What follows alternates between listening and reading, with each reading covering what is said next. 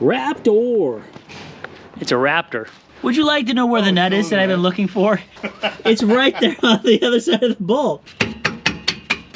That was awesome. It's like I got a little baby. Except it's a big one. That doesn't look so bad. It is on now. You can just go through that. It feels like deja vu. Yeah, but it did. Like, oh. Wasn't going. Now it's going. Oh yeah. There. Oh, this thumbnail.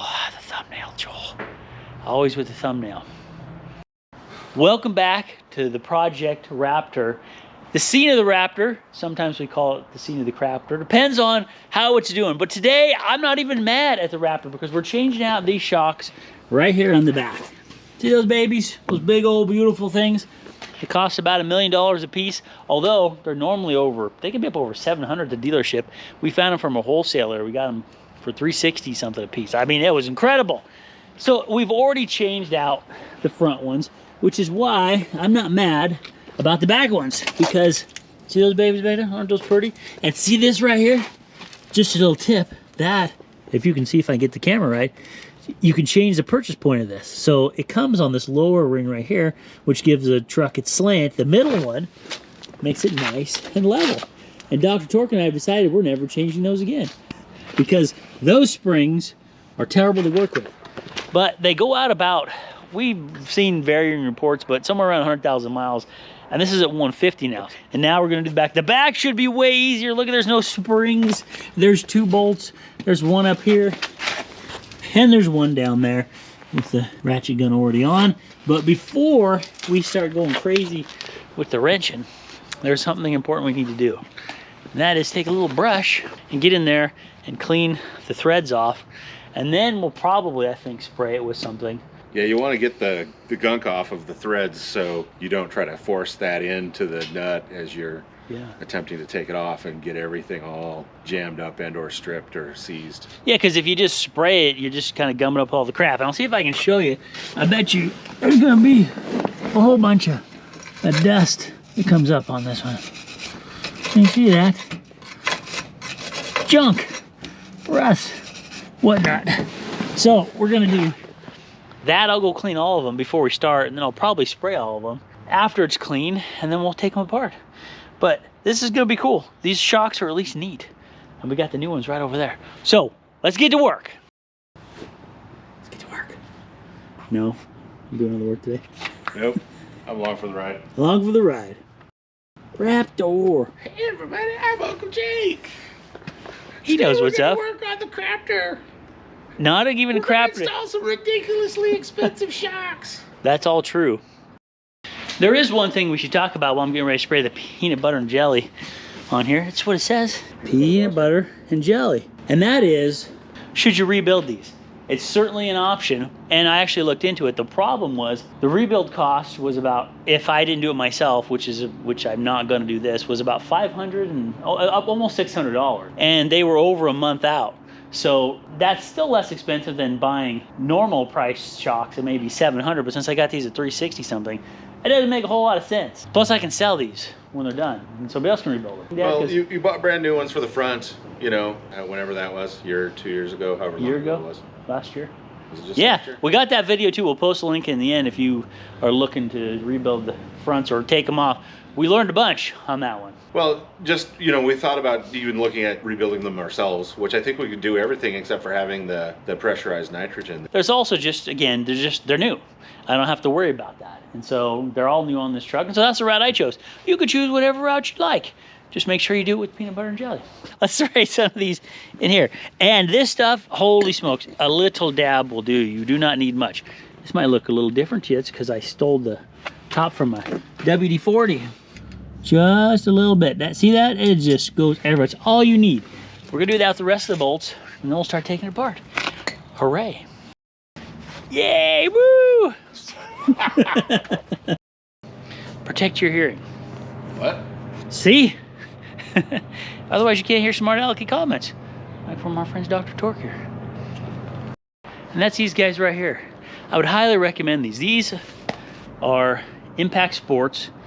And what's great about these is when you wear them, you can turn the volume up and you can still hear people talking. So you're either not tempted to not put hearing protection on, because you can't hear anybody or you're not yelling.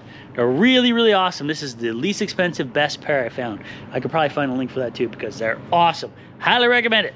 Let's see if we can't make this happen now that we've brushed it and then put the juice on it. Oh, tons. You didn't see this, but I actually tried it just to test it before we did all that. I felt like it was gonna break this thing, so that's awesome. That's just very, very good. And I'll just keep running it out this way. There we go, woo! It's out now. That was supporting some of the weight of the vehicle. Yeah, that's one thing that's nice about this is there's plenty of room under here, and we got that safe down on the tires. But yes, this shock is not the blown one, so this one's actually still good, and it sort of demonstrated itself there. We might have wanted to wrap that up ahead of time. I'll have to think about that on the other side. But see, we're doing this so you don't have to. Okay, let's get the top off. All right, let's get the top one out of here. This one's a little bit tighter with the impact, but there we have it. Let me get my arm back out of here. Whew. Now, if we get this out, because this one's not blown, obviously. I don't want to mess anything else up. It's like I got a little baby. Except it's a big one. That doesn't look so bad. Well, one I can sell is actually very used and probably should have rebuild, but still functioning. All right, awesome. Well, we'll get the other side out and then we'll get the new ones. Let's keep moving. Oh man, another close-up. Everybody loves those. Oh yeah, I could hold this. Joel. This is what we got. And the weird thing is they're two different length boxes. But you checked, right? And it was the same part number. Yeah, on the end of the box, you can see a part number. So, see? Genuine Ford. So since I'm going to sell these for someone to rebuild, I'm going to do, like you said, a better job taping those. But we might as well preserve these boxes as much as possible. But I'm very curious to see what we actually get here. I'm hoping these are paper pinned down. Oh, there's a box in a box. See, okay, cool. It does have those. And what I'm hoping is that there's a way for us to reuse the strap. Wow, look how shiny and oily these are. See, this is the nice part about getting something new. They're shiny, and it makes you feel a little bit better about spending silly amounts of money on shocks that you can go jumping on. I guess we gotta figure out how to get this apart and ratchet it and close it, or I mean, we could put it on like this. What I usually do is put one end on, probably the top, just with it strapped still. Okay. And then you're under there with your bolt ready to go, and then you cut the strap and you guide it into a spot, and then. Okay, so I was hoping I might be able to not break these and use them on the one that's not broken. You know what I'm saying? Oh, I still think we should just let the air out, but we can look at it. Well, we'll figure it out. You might be able to figure it out, but compressing that, if you take those off ahead of time, you're not going to be very happy. No, I don't want to do that. I definitely don't want to do that. Unless you want to try to ratchet. So you're strap saying we got to clip that and we got to be on it, because if you miss that, yeah, ratchet strap is what I was thinking. Well, we can try ratchet strapping it now and seeing if it'll hold that pressure, maybe even a little bit more, and then you can use the ratchet strap to maybe lower it into place. It's worth a try. How awesome these are. They're cool. My thought here is so you can see if this one kicks out, because I believe this is the one that is blown, so it should not drop down like the other one, probably. So I got the bolt out, the nut off, the bolt's almost out. Oh, that did drop down, but that was way less pressure than the other side. The other side was like, yeah. Okay, cool. So now let's get the top out. Professional.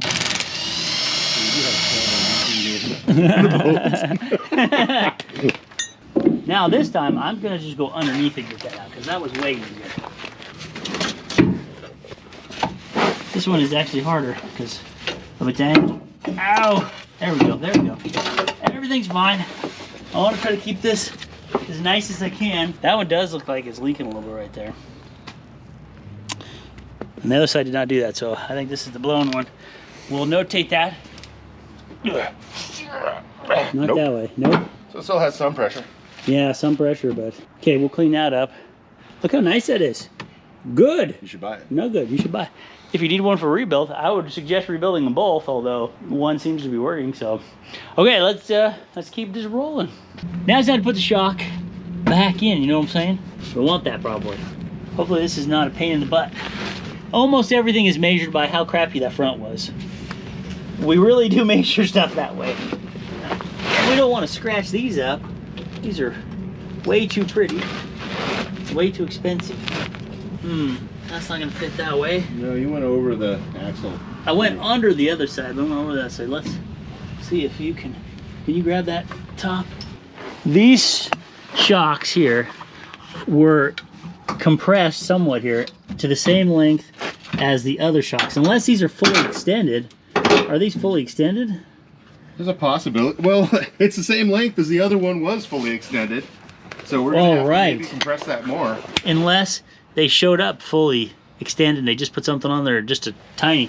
We're gonna have to check the other one. So the length, we already took this, put the old one away, but the length here with this compressed is the same length as the other shock that we had that was fully extended. So why is that? Did we check these components and make sure they're the same length, size? So it's okay if it extends longer. There's nothing wrong with that, more travel, but it has to compress at least enough. The other shock, we just got it out, it just took both of us. Tom compressed it down, and we got it down to where this was 15 inches off the floor. And that's the new one. So if this one compresses down to 15.2, then we know we at least got that covered. Well, that's 14.5, so pretty close. That other one might have come up a little bit before you measured. Yeah. I was having a hard time holding it down. So what are we dealing with here? We're dealing with shocks that are supposed to be the same part number, unless somebody's changed it out on the Raptor and we didn't know about it. And we've got far different lengths. Like put this baby up here. I guess we could just take that strap off since it's not going to work for us. We probably need to use a string to compress it more. But see this? So this is holding back pressure, and you can feel it. And it is the exact same length as this one that has no strap on it at all. You see our dilemma. So again, extra travel, no problem, but not enough compression, big problem. Big problem, because if I went over jumping or something, a big bump and it compressed everything, oh, he's doing it again, hold on. Oh, you did. You just took that off, huh? Yeah. So that didn't change at all.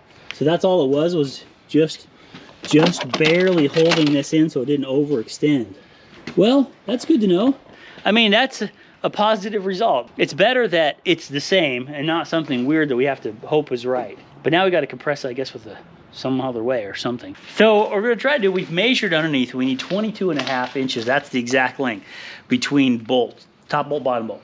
So we want a little bit more than that. So what we've determined is this little plastic divot that you can hardly see right there, that needs to be up about here. So super simple. We've got a rope wrapped around, not through the holes, but wrapped around, and we're just going to compress it and tie that in a very easy to undo knot, or we cut it. Whatever. And then we do the work. We can do the install. So, but what we need is to turn.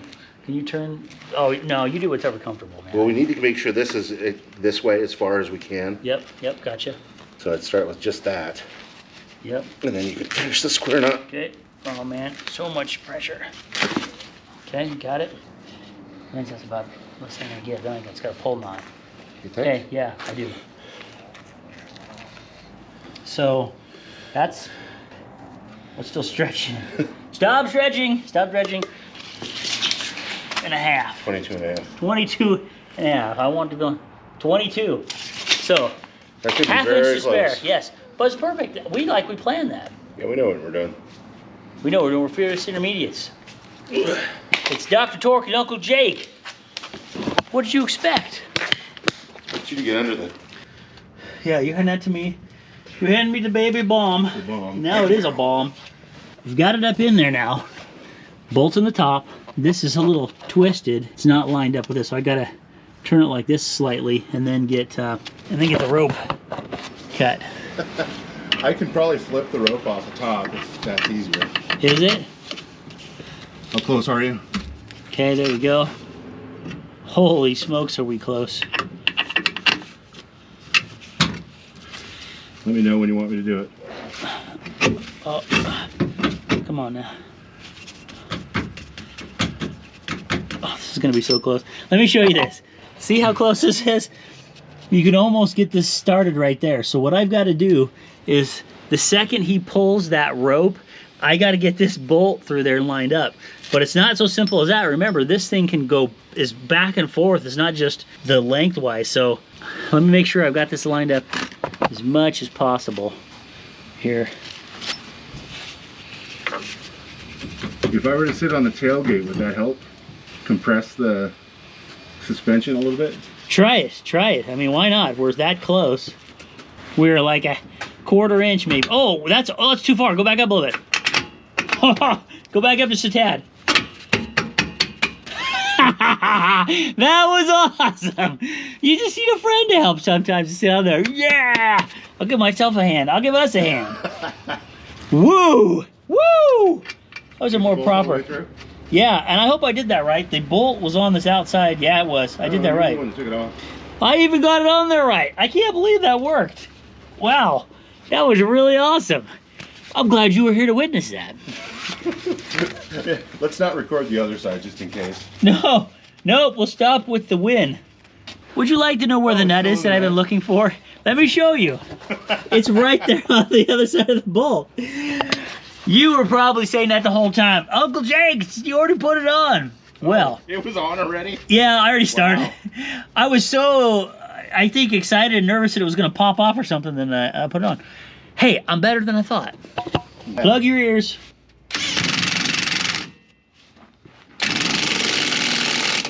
Yeah, so, but I don't know how tight that is right now, is the only thing. It was about this much weight on here. Seriously? Yeah, I went like this and you're like, ah, it's too far. That's how much. That's awesome. So that's probably something we can use for the other side if you had that much, because I thought maybe you were like trying to. No. Wow. I mean, like literally this probably would have been all you needed. Really? That was awesome. It doesn't get much better than that. Let's get the top tight. We're never going to get the string in the exact same place as we did on that one. We just keep the string. Oh. We'll just. Might work. Yeah, we could slide it off. Maybe. We're gonna try it. Let's tighten this. This is the bolt shot. That's tight. That's your wrap. We're still gonna figure out the torques, but that's good for right now to get the string off. Okay, let's keep moving. Now we pull the pin on the shock, the grenade. Let's see if we can get in here. Here's a pin right there. It shouldn't do anything. I'm glad I put a slip knot in this. Woo, it actually had some pressure. It's like these shocks are made for jumping maybe or something. I'm surprised that they are actually adding enough lift in addition to the springs, like at all. I mean, it's like this much, but still, anything lifting the truck surprising. Up. That's awesome. Now you're gonna have to readjust the fronts because it's gonna be back up in the rear. Actually, I wonder if it is. It might only be a little. That is a little bit higher. Yeah, after you drive it a little bit, it might settle down a little bit. Yeah, it probably will. But we don't mind a slight rake, but not as big as the factory was. Put your sandbags back in there. Lever down. Okay, let's do that again. We thought it'd be fun to cut that and that you might want to watch it. This side sounds tighter than this side. Are you tuning that?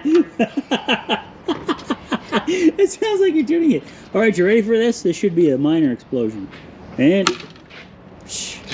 It did move up about that far, but slowly. That was not a very scary bomb. All right, let's keep going. Playing the banjo. This side's done now. We haven't done the torquing. We need to do that next. But we got to cut the string.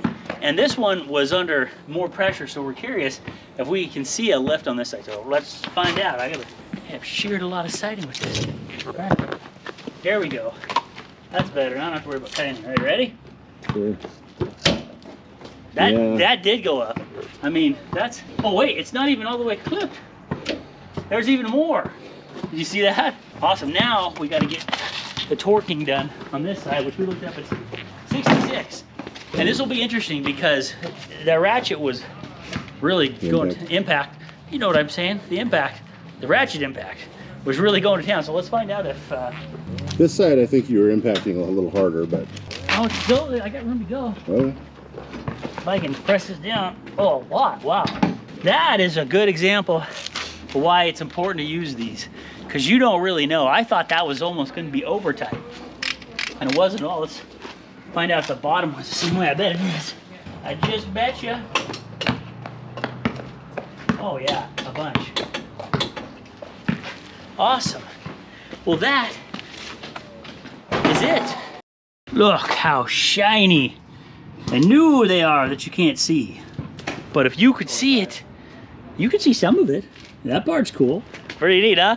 Much better, probably faster, certainly more power now. Thanks for hanging out with this project. Now you know how easy this is. On behalf of Dr. Torque and Uncle Jake, Motors and Mischief, we take you out to Fish Mod Friendship. Check out the video on the front shocks if you want. We're doing all kinds of mods on the Raptor. It's pretty awesome most of the time, except when it's not. Raptor. We love you. Whoop-ow.